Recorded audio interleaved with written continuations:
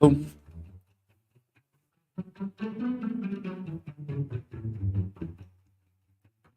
There we are. Look at everybody in chat hanging out for this episode of Mumamo, which, to the uninitiated, is Mutants and Masterminds Monday, and I'm Disembodied Troy. And I get to hang out with the developers of Mutants and Masterminds Monday, which is a tabletop role-playing game based on superheroes. The only one around, really. It's remarkable. I don't know why someone hasn't filled the niche before now, but, I think we've been at it for like some 20-odd years even. Of course, I'm talking about this guy right here, Steve Kenson. Hello. We like to call you the Mutants and Master Daddy, don't we? No, we don't. You like to do that. I do indeed. You are such a good sport with that because I say it and you're like, I actually hate that. And but you know that feeds the demon within. I know. Everybody in should never show weakness. Exactly. I smell it. Look, we've got William Lang, who, as per the usual, was here quite early. William has a particular area he likes to hang out, and so he kind of cordons it off with a velvet rope that he brings. Yep. And sets it up and then sits there with a sign that says VIP. Sets up that folding chair. And, that's right. That's right. Yeah. Learn Music is here. Nice. Good to see you, friend. Devious Hearts, of course, you're here as well. Who else we got cooking? We've got Paul's here. Paul, hi. Good to see you, friend. We like that, Paul. We're just having a complimentary conversation about you, so you should know if your ears were burning. It was all good stuff. Yes, indeed. A good morning to you, Paul. Yeah, Gerald. Yeah, good morning, and stay warm, I guess. Right. Gerald Scrimshire, Jason Sunday, two of our regulars. Good to see you. Gene here. The Gene's here as well, rather. And RC, good to see you, friend. So many folks hanging out, and we love each one. Apook's here as well. But yeah, if you're, hey, Allie, good to see you. And Sean Vieira, good to see you too. It's been a minute, my friend. Hope everything's going well for you. And I believe that Sean's in Canadian. That's how they prefer you to. Yes. Yeah. Yes. Good to see you all. Hopefully the teaser of today's topic, drew folks in for the show. Right. ASC Terran Marine's here as well. Good to see you, friend. And are we deciding the future of M&M? Let's make Dragon the Master Mage of Earth Prime. Squire, good to see you too. Alejandro's here. Always a pleasure to meet new friends. And of course, what do they say? Make new friends, but keep the old. One is silver and the other is gold. You determine which is which. Glad you had a nice vacation, Sean. Yeah, Sean, where did you go? Tell us where you went to vacation. And did you leave Canada? Where do Canadians go for vacation? Right? Yeah. Other parts of Canada? Yeah. I mean, Raymond sneaks up on Troy and puts a beanie on his head. Thank you. More the fool you, Raymond. Troy doesn't have a head. That's right. I'm just a foggy bank of mist that, maybe a sassy, foggy bank of mist. But yeah.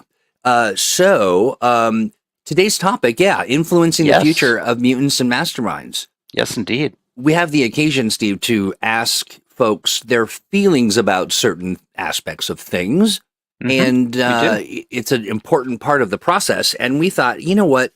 Our buddy Alex is under the weather. Today was supposed to be our big planning episode. Yes. Yeah, he missed it. And we can't do the planning episode without Alex, and he's not feeling well. No, he would be bummed out. It wouldn't be as good of an episode, and so we'll let him. You put him in his cryo chamber. We cranked it up to 10. He's gonna take some time. And Steve and I thought, you know what? The other thing that we need to talk about: feedback. Yes, and it's a great opportunity for us to talk about how, with the creation of the Atomic Think Tank, our new community space, we have such a different opportunity to get feedback that we haven't had for quite some time. We've had the wonderful mechanism of this stream and its chat for years now. who have been providing us lots of great feedback, and that has honestly led to our desire to have a dedicated space where we can do more of that. 100%. Yeah. Yeah, it really did. I mean, so everyone in chat can kind of pat themselves on the back for helping us kind of evolve these mechanisms. And I think that there are probably a lot of people who could also maybe that would maybe enjoy a little feedback 101 and sort of the way we want to architect things when you're providing feedback for a developer, and maybe some of the ways you might want to avoid sharing. Sure. I mean, everybody wants their voice to be heard. And everybody has their own particular ideas and concerns to share, and we really encourage that. Yes. And we really do love to hear all of the different ways that you are playing and using and interacting with the Mutants and Masterminds rules and our other products, and how they're fitting into your game and how you're having fun with them. Yeah, absolutely. And that's really important. There's a contract that we enter into when we engage like this, and it is that we agree to connect and listen and hear what you're saying. And I think too that there might be at times there can be sort of an I don't want to say a disconnect, but a mismatch when people are kind of presuming what our intentions may be, or that kind of stuff. And so offering some clarity around that, but also just really cementing, here's the pipeline to get information and details right where you need to get it, right? Absolutely. I mean, we basically want to give folks not the cheat codes exactly, but the fast pass, the right pipeline to follow to ensure that your feedback gets to us. Yeah, absolutely. Now, I didn't see Mark Andre Hool brings up Imagine Galactus from that old Fantastic Four movie. Yeah. I'm thinking you're talking about the clouds and the mist and the. Yep. Yeah. Troy isn't really big enough to encompass a planet. No, very small. No. Yeah. He's a very petite, disembodied cloud. Yeah. It can barely fill a room, really. It starts to get very thin. So I like to keep it dense, keep it, keep it tight, as they say. As they say, yes. But if you were to, as they say, if you look at me and you were to compare me at scale, I would look like that. Very ominous, but very just a small cloud. William Lang says, Gene, the new atomic think tank is fantastic. And I have to agree. I agree too. It's hustling and bustling. Now, normally, Steve, we would do a half-hour run and we'd do what's in the tank. Right. But today I've got to truncate the show by just that bit because I'm off to my mother's birthday. Kind of a big. Oh, well, wish her a happy birthday. I will. She's a fan of the show. So of course. But yeah, really, really looking forward to that. Paul says, great folks and a phenomenal culture. That's really what it's about, and that's really what this is about. Just kind of let's establish together that the culture of engaging on this stuff. It is. So, Steve, when you are thinking about the reality is that there's only one of the Steves required to this whole process, but there's a bazillion consumers, and how do you make sense or pull sort of the get that whole signal to noise ratio right?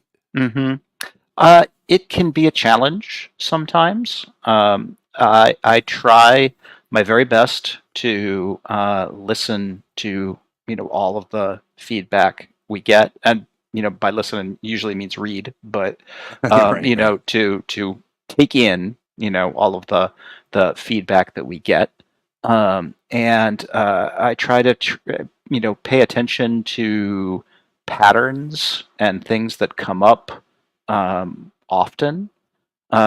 As far as that goes, one individual bit of feedback may not have a tremendous influence, beyond just being something that, I take note of.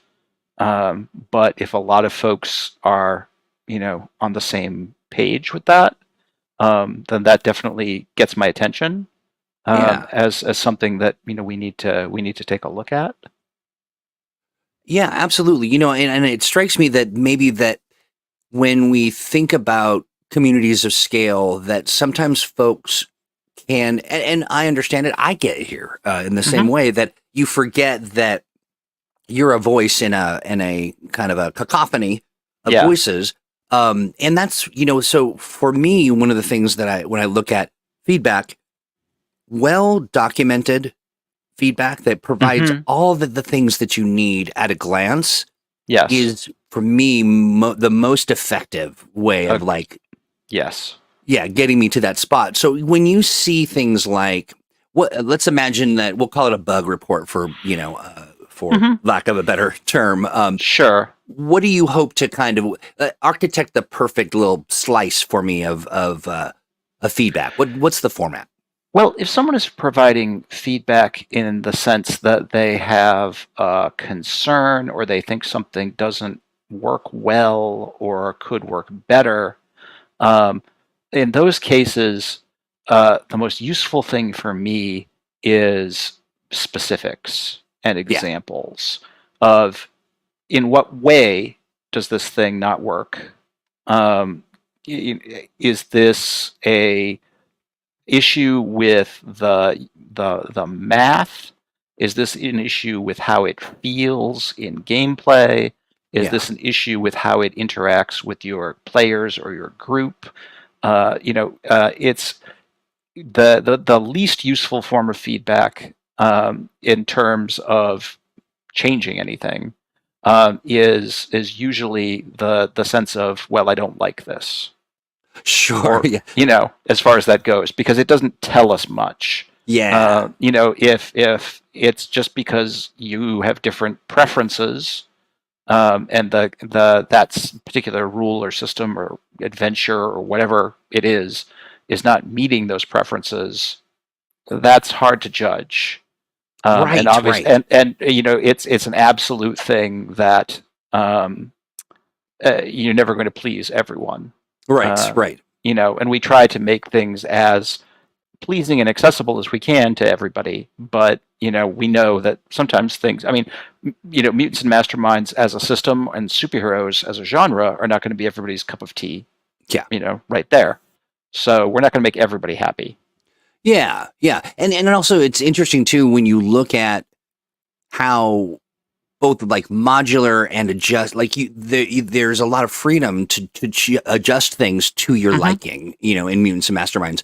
And so at times it is pretty interesting that, you will hear somebody kind of share some feedback that seems so in the weeds that, you wonder why not make that adjustment to kind of suit your needs. How do you go about helping people understand that they've got some of that freedom to adjust to their taste? I try to make it clear as much as possible that the game is yours to do with whatever you want. And I've always, as a designer, I have always been a big fan of options. So almost anything that I design, especially if it's of any length whatsoever, I will end up with, well, or you could do this, or you could do this. Building in various switches and dials and just different ways you can approach things. Yeah. So folks have some tools to adjust the game to their liking. Yeah. And I absolutely encourage people to use those and to do that. Yeah, absolutely. Yeah. And that's one of the things I really enjoy. And I think that there is this sort of vibe that, if it's not in the book, it's not, it's not the true way to play. And that's just the antithesis really of Mutants and Masterminds. Yeah. Absolutely. And sometimes it's a question of wanting the answer. Yeah. As far as that goes, I've seen plenty of settle an argument for me questions. That's right. In terms of which of us is right. Or well, I like the options, but I want my option to be the official option and the other options to be options. Right. I don't want alternatives. Right. I don't want my thing to be an option. I want it to be the rule, and the other things can be options. That's fine. Yeah, yeah. And it begs the question, and this is coming, straight from me, but I oftentimes in the past have run into people who are very passionate about a particular Hmm. subject, and maybe they're the only ones that are kind of, pulling for that particular thing, and it might actually even be sort of a interesting idea, but Yep. that it gets lost in the static of that, uh, I want this kind of thing, and it just, Yeah. it's not just that that's kind of unpleasant, because it is. And I'll tell you this, one of the things I've grown over time, just as a citizen of the internet and as a person who was a frontline community person and somebody Hmm. who often finds the snark before other folks do, Yeah. or can see it coming a mile away. Yep. And I've gained this sort of, if I were to say, like, look, evaluate my life and say what my superpower is, other than sort Hmm. of being irritating and obnoxious on purpose, it is to filter out the nonsense. Like, I'll read Yeah. something and I'll just tune out the stuff until I get to the core of the thing. And oftentimes the feedback that they're giving doesn't necessarily reflect the core of the tone that they're sharing Hmm. indicates a problem that is not identified in the text that they've written, and Yeah. yeah, Sometimes that's true, and yeah, you do have to learn how to sift through feedback to kind of find the bits that are actionable, I yeah, guess, that you yeah, can do something with. absolutely. Yeah, yeah, and I'll oftentimes even forget the tone for a moment, but I have the unique position of really wanting to set the tone for things, and to Yeah. really engage Yeah. in a certain way. And my thing is, and Steve, you said as much, but to put it very bluntly, I love feedback. I love Yeah. when people have something to share and say. As a matter of fact, when people don't say anything, that's when I'm like, wait, what's going on? Yeah. you know, I'd rather people were engaged and had, opinions and thoughts on yeah. things. Yeah, absolutely. And I also, one of the things that I really respect about you, Steve, and one of the many things, is you are very good at going, oh, huh, that's not intentional, or that's like Hmm. it is a unique positioning that not Yeah. people don't often take. I mean, or aren't necessarily comfortable kind of walking around in. Well, and that is one of the challenges, especially with tabletop RPGs, Yeah. is there always has to be a certain amount of flexibility and give in the rules as far as that goes. Yeah. We try for a certain amount of clarity, Hmm. as much as we can, Yeah. but language is slippery and Hmm. imprecise sometimes. Um, and sometimes we get issues in terms of, oh, you read something into that I didn't intend, Oh, sure. Yeah. or Yeah. that doesn't clearly explain what I meant. And sometimes it's not that the rule doesn't work, it's that the rule doesn't explain itself particularly well. And that's Right. another kind of feedback and altogether, which is also useful because it tells us that there is something that's tripping people up, and the, oh, we didn't mean that at all, Yeah. sort of situation. But as long as we want a certain level of flexibility in the system, and we want to be able to let people interpret some results themselves, it's Yeah. it's hard to nail them down to say yes, it's absolutely always 100% this.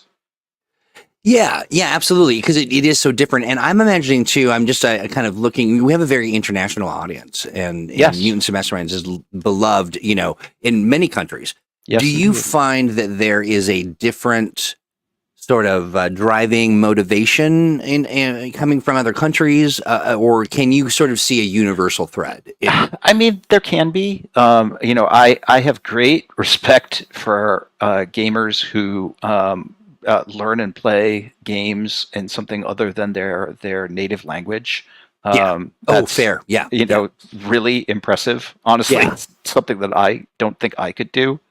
Um, and uh, I understand that both use of language and idiom and a lot of especially technical language Yeah. can be challenging on the one hand, and you also just have sort of differences in gaming culture. Oh, sure, In different areas of the world. So it's tricky in that uh, when our licensors do translations of our various games, including Mutants and Masterminds, we can honestly only hope that they are getting the sort of understanding of the rules clear. Yeah. We usually get a lot of rules questions Yeah. Some from good those soup sorts says, of things. and an entirely different measurement system. Yes, yes. Yeah.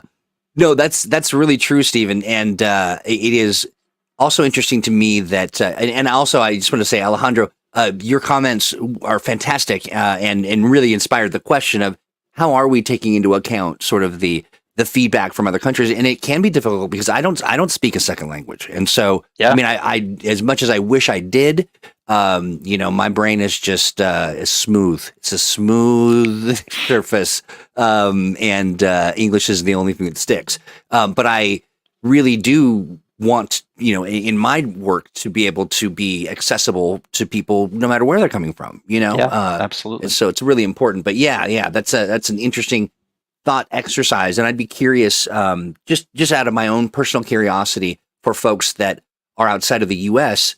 I know that many countries, they teach their they teach their children how to speak English, and that could be their second or third or fourth language, and and in the States maybe not as much. I do have the smoothest and shiniest brain. Thank you, Claude. That's true.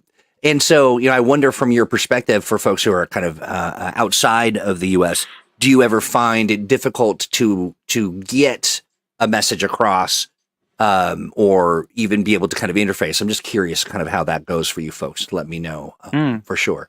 But let's see. Sean Holland says other cultures tend to have a different relationship with superheroes than we do in the U.S. Yeah, That's very true.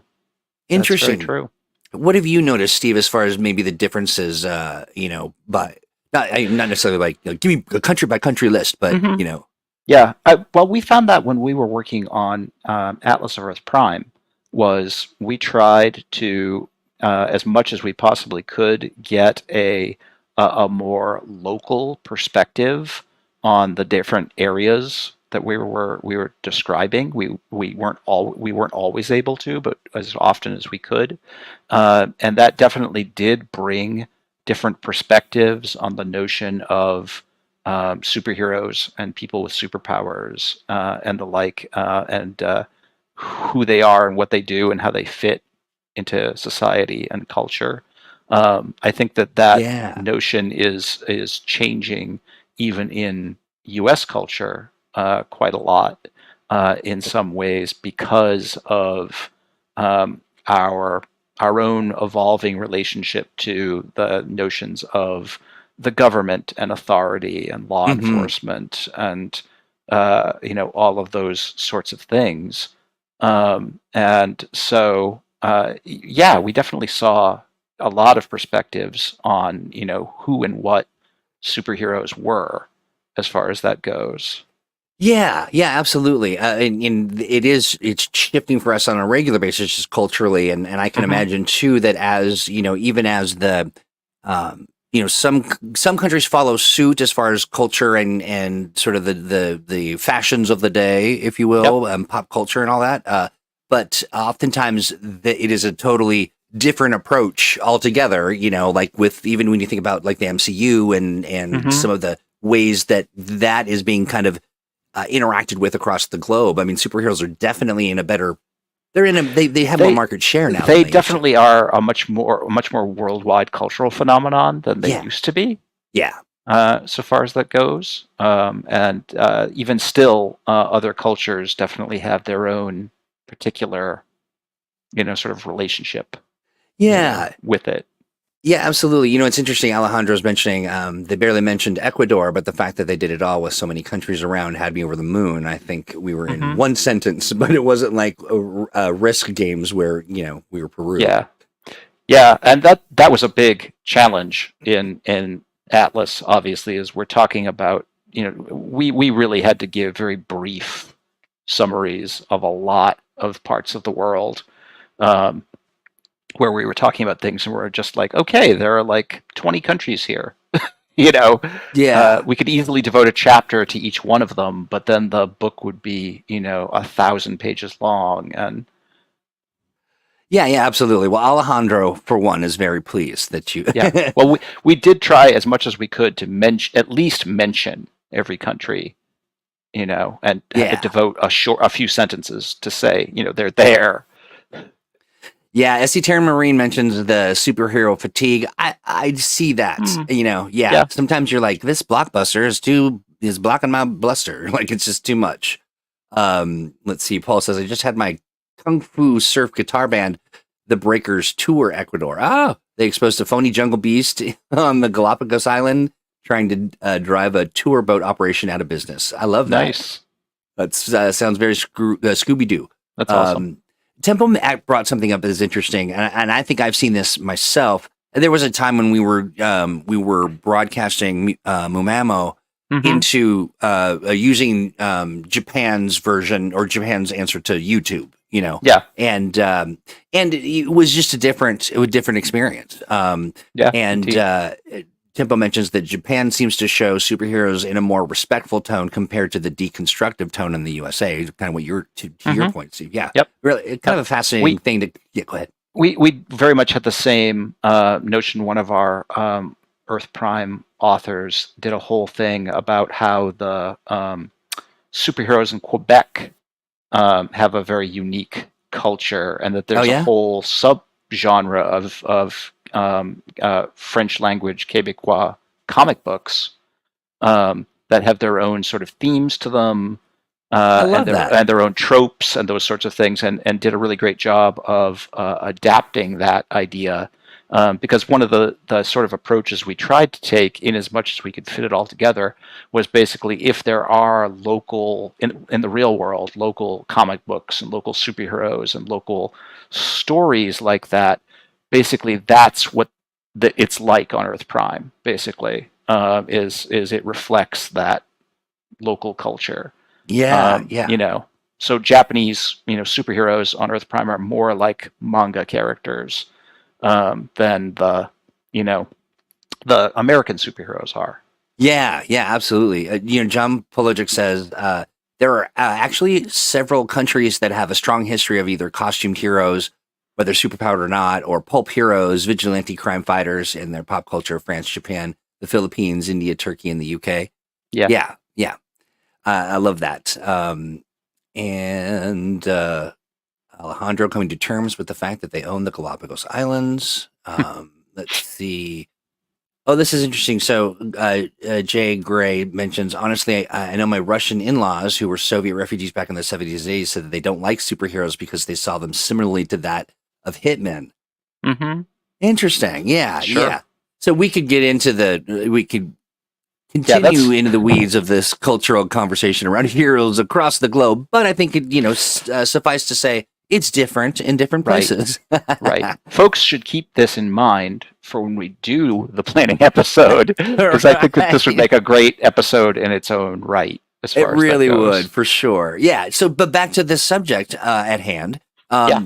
When you are, so we talked a little bit about sort of the anatomy of good feedback, and sort of, one of the things that I was going to add to that, just in general, is that it can be easy to forget when you're dealing with a book that's got something that you might see as anomalous, but just to remember that the feedback you share, it goes through a pipeline of people. And so, oftentimes if you're sharing a sternly written letter, that and showing, some frustration that you're literally kind of rolling that across, 5 people's desks. And that isn't to say, I think that it's important that people share what's going on in the way that they're feeling it. You know what I mean? And I do think that's important. It does at times you can tell when a person might have disconnected from the notion that they're talking to people. You know what I mean? Yeah. That any kind of customer service interaction of any kind, Yeah. has that potential where people forget that there are people on the other end of, whatever communication they're using, and they often get, especially if they get very worked up about something. Yes. Yeah. Then they can forget that. They can. And also I would encourage folks when you're writing your feedback is don't imagine that you are standing before a jury of your peers and you are making the case for, it is brevity is appreciated and all the information necessary, but this isn't a debate. Right. Yeah, this isn't, you're not looking to score points and that's actually, I think, a pretty unhealthy adversarial relationship when it comes to feedback stuff. You'd be disappointed and share that, but I would warn against thinking that you needed to cover every contingent argument. Right. That can be a little exhausting. To be sure. See. Yeah. Let's see, what were we talking about in chat? Go ahead, please. So Claude and William were talking about that thing I posted on the think tank just recently, looking at the notion of the reaction option in Valiant. And that's a great example of us specifically looking for feedback. And one of the great things I love about the think tank is I can go, there and say, hey, Mutants and Masterminds fans, we're, working on this.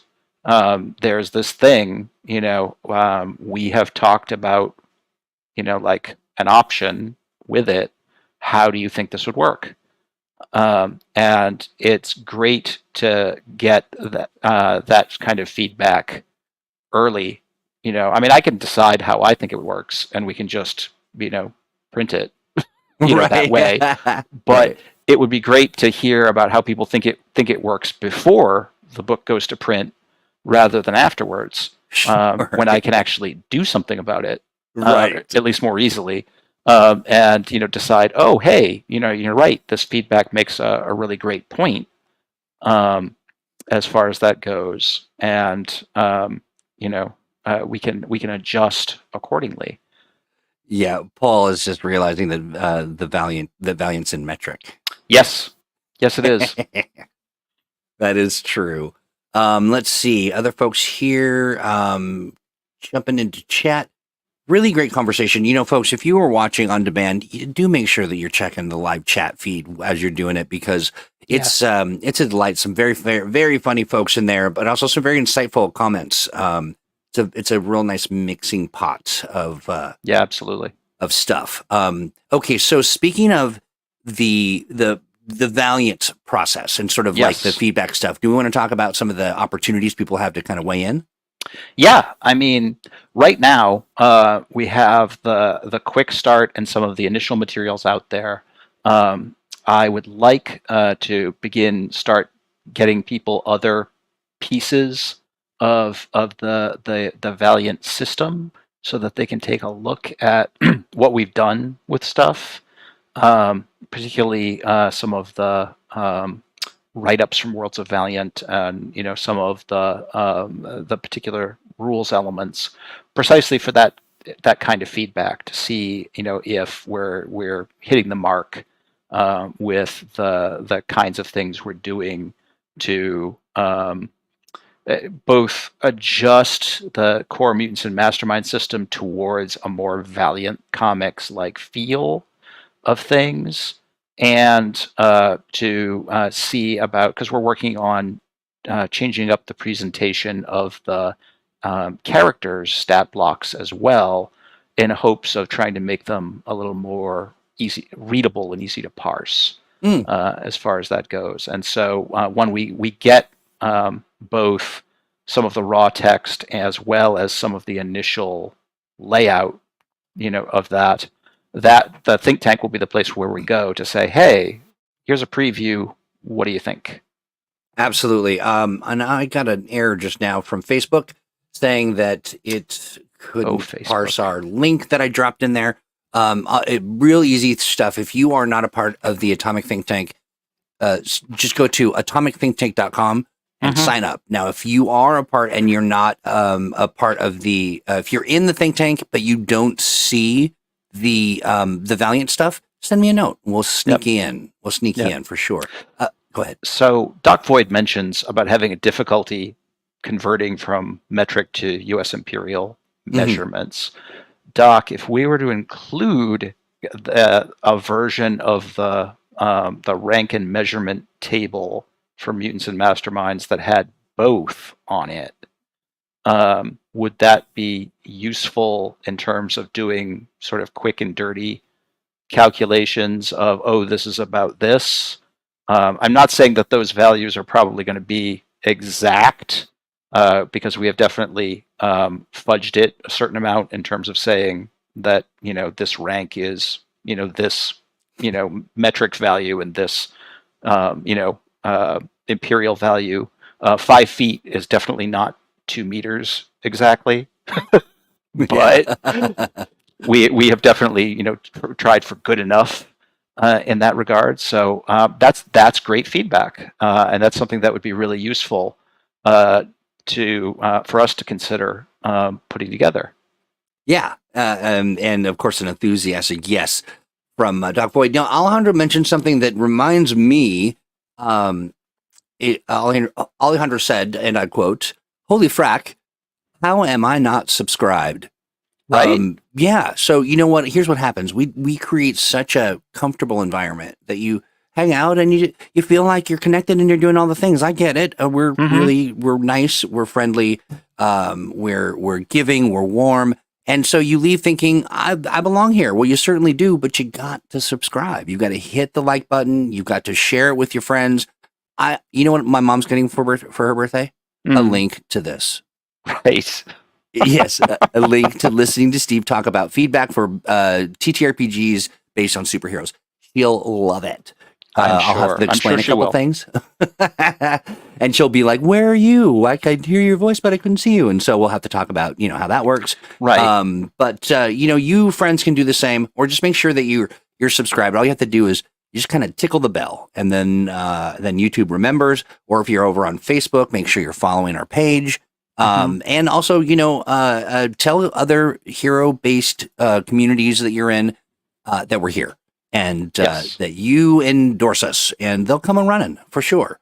Yep. Yeah. She'll be like, "Troy, why are you not on this show? You're so handsome." That's exactly what she'll say. My mother does think I'm handsome.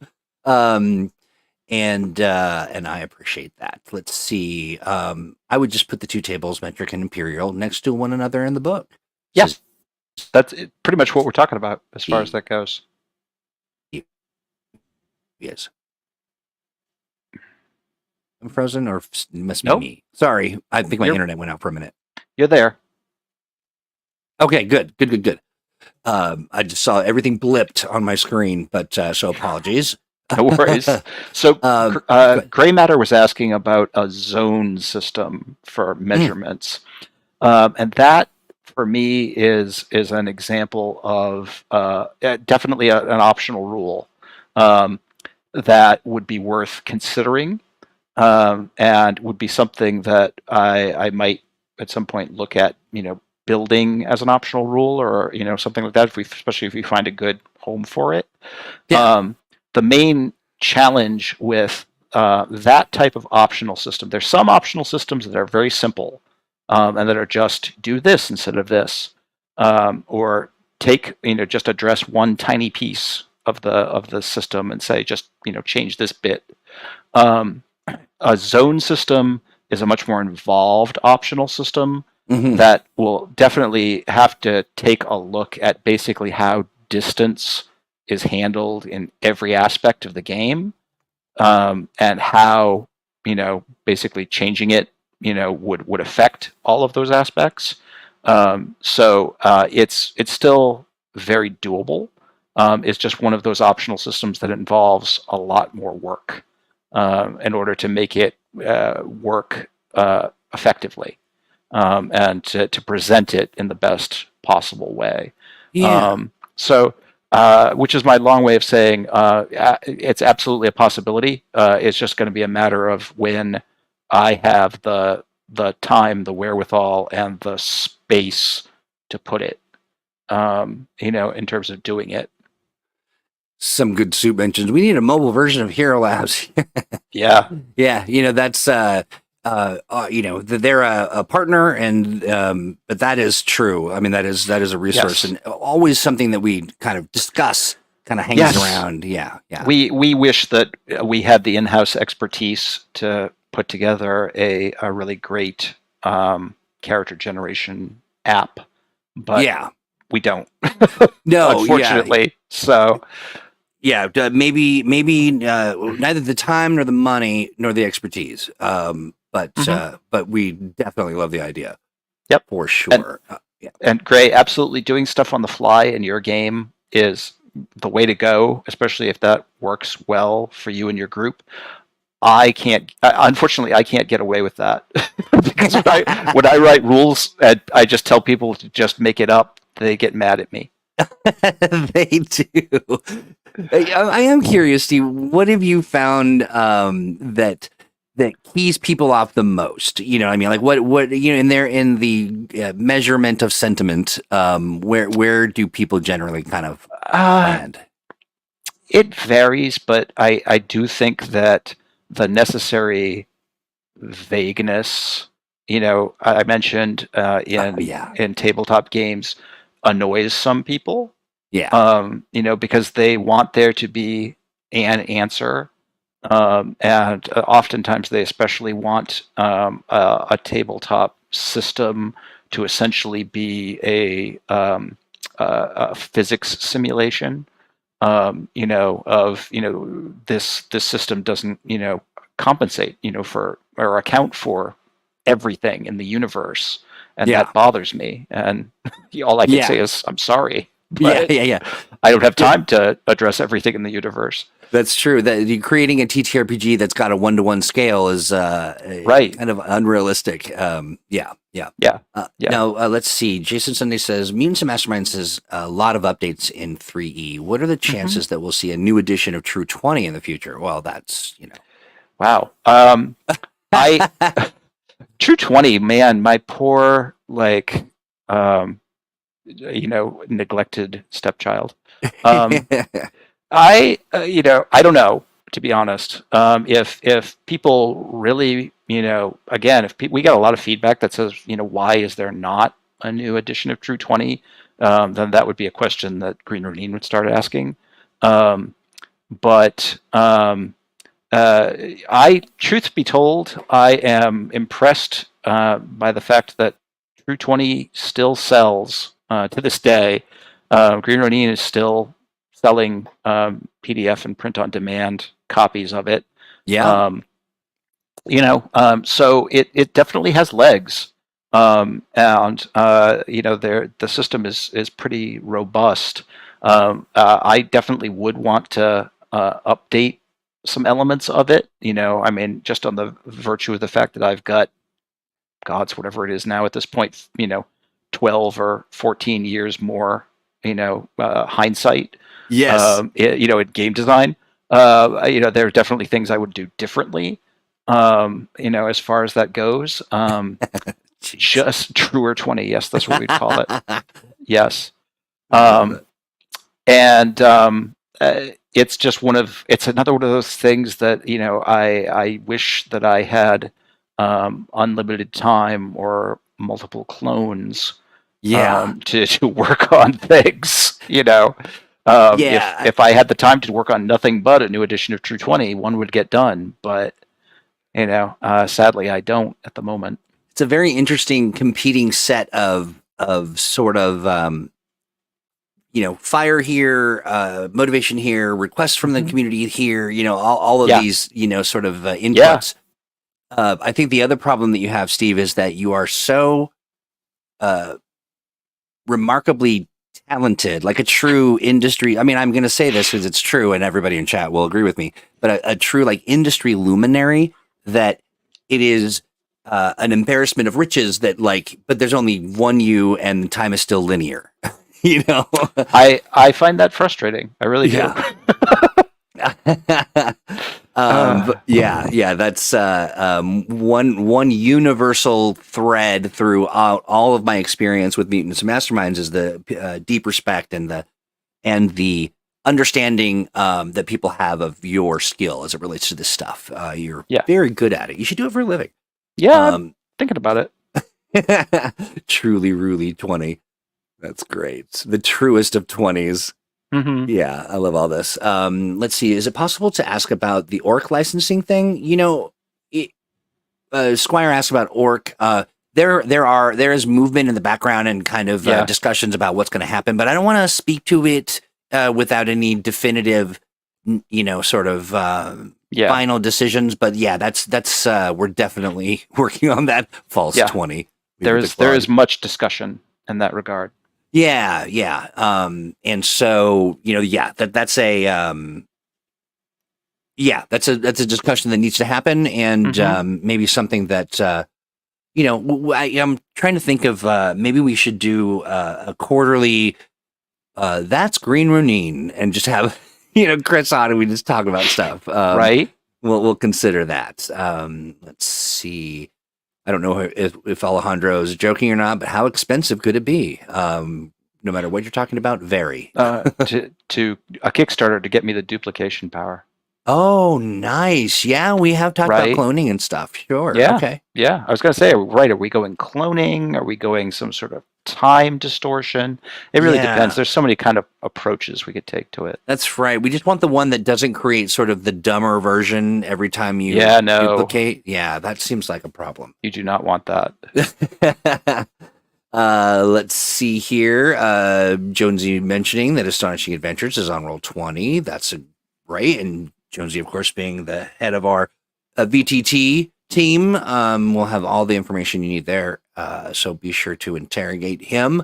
Human cloning needs to be legalized. Oh, it is illegal right now, isn't it? Yeah, that would also be a slight issue. Yeah, I mean, as far as that goes. That gray area, yeah. Yeah. Let's see. Jager says, I know at best you can get a bunch of feedback from us GMs and players for what we have done, but zones is something that is inherently different and taking. Yeah. So acknowledging that development of zones is really more about the time to, yes, create that interface, adjust everything to suit. Let's see. Lots of great comments in chat, lots of things that don't have to do with feedback. And some funny stuff as well. Mm-hmm. It's only illegal if you're caught. That is true. Well, yes, that's true with pretty much all illegal things. That's right. It's only as illegal as you can afford, to make it not so. Stan, Freedom City, Multiplicity. Okay, so I can't believe it's already almost 15 minutes left. What are some things that if you could do, like if you could inform people either advice on the best mechanisms or the best way or opportunities to grab when it comes to feedback or when developers, because really this applies to any developer out there, right? I mean, we're talking universal truths. Yeah. What are some thoughts you'd share as far as that goes? Well, I think that Jonesy's earlier point is well taken, that we focused a lot on critique, but obviously your positive feedback about the things that you just really enjoy is also very welcome, and honest, and to be honest, makes our day. Like it does, yeah. We're so easy to please in that regard. Like as soon as somebody says something nice, we're just like, oh, well, that's so nice. Yeah, absolutely. That's a fair point. I will say this too. Yep. I tend to be a bit of a masochist when it comes to feedback, and I'm like, I kind of get kind of knocked back a little bit when I really think about, you gotta represent the good stuff too, and we have a culture of sort of leaning into negative when there's some good stuff to be shared as well. So and it's also very useful to us to know the things that you really enjoy, because that way we can keep doing them. As far as that goes, I mean, we often don't know when we put out something. Our only real measurement of success is its sales, and possibly like reviews and other sorts of things that happen, as far as that goes. So if we get a lot of really positive feedback about a product or an idea or anything, it gives us a much clearer sense that people like it, and that we should continue doing things like that, as far as that goes. And I guess the other thing about feedback is to seek out places like the think tank where you can interact with us. Where we can see your feedback. Yes. And although, for example, your feedback is very welcome and very helpful in the chat here, and Troy is good at keeping track of those things, it is much better for us to have it in a place where we can go back and go, hey, what was that thing? That's right. Somebody said, and look it up. Rather than having to scroll through the chat log. Yeah, and that is a slog. I mean, it is always fun, and we definitely miss some things every once in a while. Yeah. But one of the things that we used to say at the end of the show is, hey, if you got an idea or a thought or some feedback, you want to share your thoughts and opinions on a thing, send a note to Let's Play Green Renine. Well, that's still active, but it's not quite as important because we've got the think tank now, right? Because we have another place for feedback. Yeah, that's right. Yeah. And to be clear, we're still, kind of in the process of figuring out how the think tank is structured and where everything goes. That's right. We're still moving stuff around and, yeah, getting our sense of how the space is. So things are going to develop and change over time, and we're going to find your feedback. Based again on your feedback, and we're going to find better ways to produce dedicated spaces and to get interaction and to get feedback. As far as that goes, it's definitely a process. It's a work in progress. Yeah, and I think it is. I hope it always will remain that we're continually sort of, I don't want to say reinventing, but augmenting and evolving that space so that it fits the needs of the people who are using it. And, to quote Paul, plus holy poo, there's some great stuff being produced there. I know, right? That's the other great thing. And honestly, I love to see when folks just take ideas of things they'd like to see in the game and just do them. Yeah. I mean, it may not necessarily be the way I do it. Honestly, sometimes it's better. But it's great to see when folks are just like, hey, I thought the game needed this, so here, I did it. Yeah. There's been a couple things in chat that I've thought, this is something that could be produced by members of the community. Like I think it was Alejandro talking about scale and the area effect of the damage of a particular power, and that would be a fascinating chart that could. Yeah, we take notice of those kinds of things that folks do. On the think tank, and especially and that's sort of an extra level of feedback on feedback. We pay attention to people's feedback about your articles and your ideas as well. Certainly. And when folks put something out on the think tank and everybody's like, yes, this is great, we're like, okay, we should pay attention to this. Your local Technopath mentions the tips for assembling a custom rarity table. Okay. Interesting. And what a great conversation. I mean, like you could take that to the think tank right now and there would be people engaging on how to get that done for sure. Yeah, absolutely. Yeah. Very, very interesting. Let's see. Oh yeah. Paul also mentions just the fact that the think tank is a space that you can come back and bookmark a thing and share some feedback or even write something up. That's the other thing I love about this is that people who are listening and watching, you can write the article of your dreams, detailing, features and stuff, home brew rules or advice to GMs. That's one of the things that I really love because I'm Yep. I'm sharpening my GMery and I'm getting ready because I would love to GM a game of Mutants and Masterminds, but it can feel a little daunting. Well, that's another great thing about that community is Yeah. that in addition to being able to ask us questions, you can also pose questions to a whole group of very experienced Mutants and Masterminds players and game Yeah. masters Yeah. and say, hey, how do I handle this? Yes. And I'd be willing to bet that more times than not, most of them have an answer to that. Absolutely. It is really the space where it is absolutely true. Like there are no stupid questions. Like you can get in there and ask the questions and everyone's going to direct you to the right resource or coach you in kind of maybe, you know, how if you are if you're almost there, or, you know, it's just it's a wonderful community that offers that level of stuff. And often you will find an article that is going to touch on, you know, the fundamentals of that particular issue. Yeah. And honestly, that's really important in terms of tabletop RPGs, because we almost all learned by either trial and error or from people who taught us, you know, how to play. Yeah. Absolutely. Alejandro says, here are no stupid questions. That sounds like a challenge. That is not a challenge. I will tell you this, my friend, so long as it isn't offensive, you can, if you try to find the stupidest question to ask, I bet you that people will, in earnest, share solutions and, you know, which is nice.